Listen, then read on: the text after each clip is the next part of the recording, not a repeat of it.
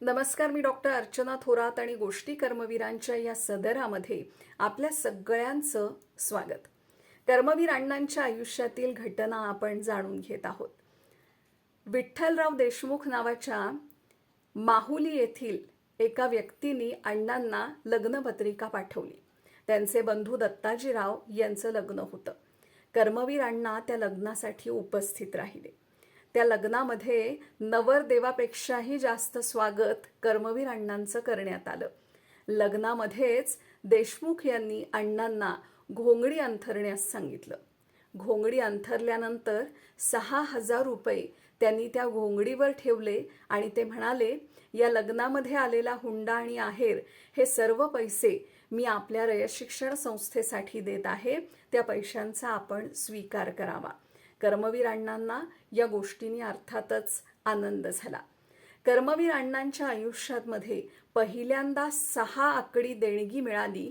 तो प्रसंगही लक्षात राहण्यासारखा आहे. ते साल होतं 1945. मुंबईच्या KEM रुग्णालयात कर्मवीर अण्णा उपचार घेत होते. 3 शिक्षक त्यांना भेटायला आले.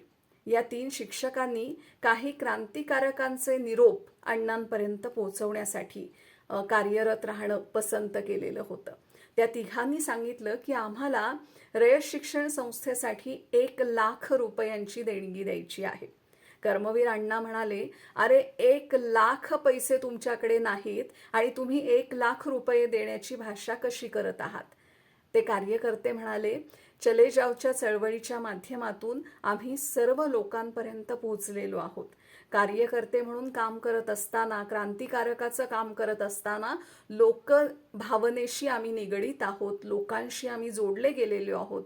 त्यामुळे 1,00,000 लोकांपर्यंत जरी आम्ही पोहोचलो आणि प्रत्येकाकडून 1 रुपया जरी आम्ही गोळा केला तर आम्ही रयत शिक्षण संस्थेला 1,00,000 रुपये देऊ शकतो. अण्णांना ही योजना पसंत पडली आणि अण्णा म्हणाले, जर 1,00,000 लोकांनी 1 रुपया देऊन रयत शिक्षण संस्थेला मदत करण्याचं ठरवलं तर माझं कार्य आणि माझं स्थान त्या 1,00,000 लोकांच्या हृदयामध्ये आहे असं मला वाटेल आणि रयत शिक्षण संस्थेबद्दल मला काळजी करण्याचं काहीच काम नाही, अशी ही भावना अण्णांच्या मनात दाटून आली.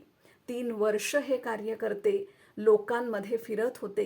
रयत शिक्षण संस्थेला देणगी देण्यासाठी पैसे गोळा करत होते आणि 1948 मध्ये 1,00,000 रुपयांची थैली अण्णांकडे या लोकांनी, कार्यकर्त्यांनी सुपूर्त केली. अशा पद्धतीने अण्णांच्या प्रत्येक कार्यासाठी, शैक्षणिक भावनेसाठी लोकवर्गणीतून पैसे उभा करण्यात आले आणि खऱ्या अर्थाने रयत शिक्षण संस्थेच्या पाठीमागे लोकांचा आधार उभा राहिला. कर्मवीर अण्णांच्या आणखी काही गोष्टी मी आपल्याला सांगणार आहे आपल्या पुढच्या भागांमध्ये. तोपर्यंत ऐकत रहा गोष्टी कर्मवीरांच्या. नमस्कार.